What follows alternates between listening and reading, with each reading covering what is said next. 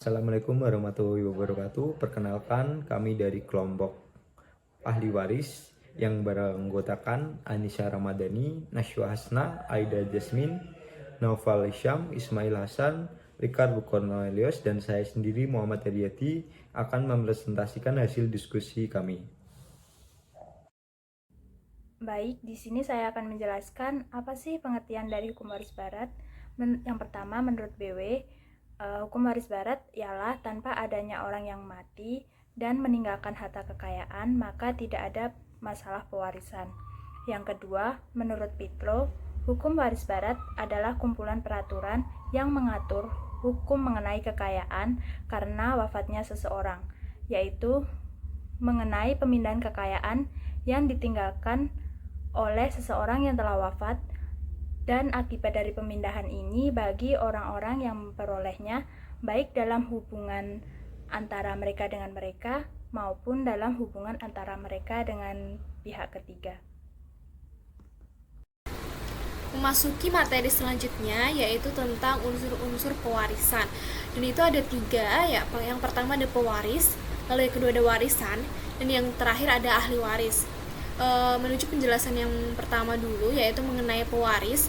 Pewaris adalah orang yang telah wafat dengan meninggalkan harta warisan untuk dibagi-bagikan atau dialihkan kepada para ahli waris, baik itu ahli waris pria ataupun wanita. Lalu selanjutnya warisan. Warisan adalah harta kekayaan berupa aktiva atau pasiva atau hak-hak dan kewajiban yang bernilai uang yang dialihkan atau dibagi-bagikan dari pewaris yang telah wafat kepada ahli waris. Lalu selanjutnya ada ahli waris. Ahli waris adalah anggota keluarga yang sedarah, yang sah ataupun di luar perkawinan, serta suami dan istri yang hidup terlama. Itu dimuat dalam pasal 832 BW. Selanjutnya yaitu ada sistem pewarisan. Sistem pewarisan yang dianut BW sebagaimana dikatakan oleh Abdul Qadir Muhammad adalah sistem individual bilateral, yang artinya setiap ahli waris berhak menuntut pembagian harta warisan dan memperoleh bagian yang menjadi haknya, baik itu harta warisan dari ibunya maupun harta warisan dari ayahnya. Di dalam pasal 830 BW dikatakan bahwa pewarisan hanya berlangsung karena kematian. Dari asas pokok hukum barat tersebut yang dimaksudkan pewaris adalah orang yang telah wafat. Penetapan kematian seorang pewaris menurut hukum barat penting artinya bagi pewarisan. Di dalam BW terdapat ketentuan tentang perkiraan waktu sejak kapan seseorang telah mati yang diatur dalam pasal 467 sampai 471 BW. Harta warisan. Menurut hukum waris barat, harta warisan itu terdiri dari harta kekayaan yang berwujud dan tidak berwujud, yang kepemilikannya terbagi-bagi kepada waris setelah pewaris itu wafat. Menurut hukum barat, pembagian harta warisan itu dapat diperinci, yaitu yang pertama ada semua hak dan kewajiban yang dapat dinilai dengan uang. Ada uang santunan asuransi jiwa yang telah diterima ketika pewaris masih hidup. Ada hak pengarang atau hak cipta menurut ketentuan Undang-Undang Hak Cipta. Ada pula perjanjian kerja seperti diatur dalam pasal 1603 BW. Ada juga perjanjian penitipan barang seperti diatur dalam pasal 1717 BW. Ahli waris. Di dalam BW pasal 832 dikatakan bahwa menurut undang-undang yang berhak untuk menjadi ahli waris ialah para keluarga sedarah, baik sah maupun luar kawin, dan si suami atau istri yang hidup terlama. Semua menurut peraturan tertera di bawah ini. Dalam hal bila mana baik keluarga sedarah maupun si yang hidup terlama di antara suami istri tidak ada, maka segala harta peninggalan si yang meninggal menjadi peninggalan si yang meninggal, menjadi milik negara yang mana berwajib akan melunasi segala utangnya. Sekedar harga atas peninggalan mencukupi untuk itu. Dengan demikian, menurut hukum waris barat, dalam menentukan siapa ahli waris yang berhak mewaris, terdapat 4 golongan, di mana golongan yang pertama menghapus golongan yang kedua, dan seterusnya.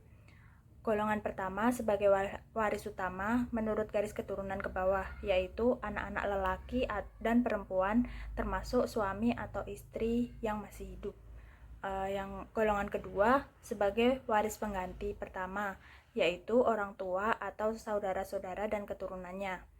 Golongan ketiga sebagai pengganti kedua, yaitu para leluhur. Golongan keempat sebagai pengganti ketiga, yaitu para sanak keluarga dalam garis menyimpang. Apabila keempat golongan tersebut tidak ada sama sekali, maka harta warisan dikuasai oleh negara untuk melunasi hutang-hutang pewaris ketika hidupnya yang akan diselesaikan sesuai dengan kemampuan dari warisan yang ditinggalkan pewarisnya itu. Selanjutnya, saya akan membacakan mengenai pewarisan. Dalam hukum barat, ada dua cara pewarisan yang berlaku, yaitu dengan cara ab intestato atau menurut peraturan perundang-undangan, dan dengan cara testamenter atau dengan wasiat maupun testamen. Pewarisan ab intestato dapat dibedakan antara pewarisan bagi para waris utama karena kedudukan hak pribadinya sendiri dan pewarisan bagi para waris pengganti karena waris utama sudah wafat lebih dulu. Untuk pewarisan testamenter atau wasiat dapat dilakukan pewaris dalam 3 macam bentuk surat, yaitu dalam bentuk wasiat yang ditulis sendiri oleh pewaris atau holografis, atau dengan bentuk akta umum yang dibuat di hadapan notaris, atau dengan suatu akta rahasia yang tertutup, sesuai dengan pasal 931 BW. Baik, selanjutnya saya akan jelaskan contoh kasusnya.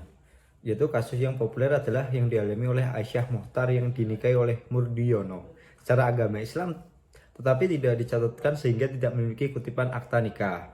Dari perkawinan tersebut, dilahirkan seorang anak laki-laki bernama Muhammad Iqbal Ramadan. Bahkan Aisyah Mochtar sampai mengajukan uji material ke Mahkamah Konstitusi agar anaknya tersebut mendapat status hukum tetap sebagai anak Murdiono. Tuntutan Aisyah Mochtar dikabulkan oleh putusan Mahkamah Konstitusi pada tanggal 27 Februari 2012 yang menyatakan mengabulkan sebagian dari gugatan yang diajukan oleh Aisyah Mochtar alias Majica binti Mochtar Ibrahim, yaitu pasal 43 ayat 1, yaitu yang berbunyi bahwa anak yang dilahirkan di luar perkawinan hanya mempunyai hubungan perdata dengan ibunya dan keluarga ibunya. Pasal ini dipandang menimbulkan ketidakadilan bagi si anak dan bertentangan dengan konstitusi yang ada, yakni Undang-Undang Dasar Negara Republik Indonesia tahun 1945, pasal 28B ayat 1. Dengan adanya putusan Mahkamah Konstitusi tersebut, anak yang dilahirkan dari hasil perkawinan yang tidak dicatatkan akan memiliki status dan hak keperdataan yang sama dengan perkawinan yang dicatatkan. Menurut kami, penyelesaian kasus tersebut sesuai dengan BW pasal 832 mengenai siapa saja yang berhak untuk menjadi ahli waris, yaitu para keluarga sedarah baik sah maupun di luar nikah. Demikian dari kelompok kami. Bila ada tutur kata yang kurang berkenan, mohon maaf yang sebesar-besarnya. Wassalamualaikum warahmatullahi wabarakatuh.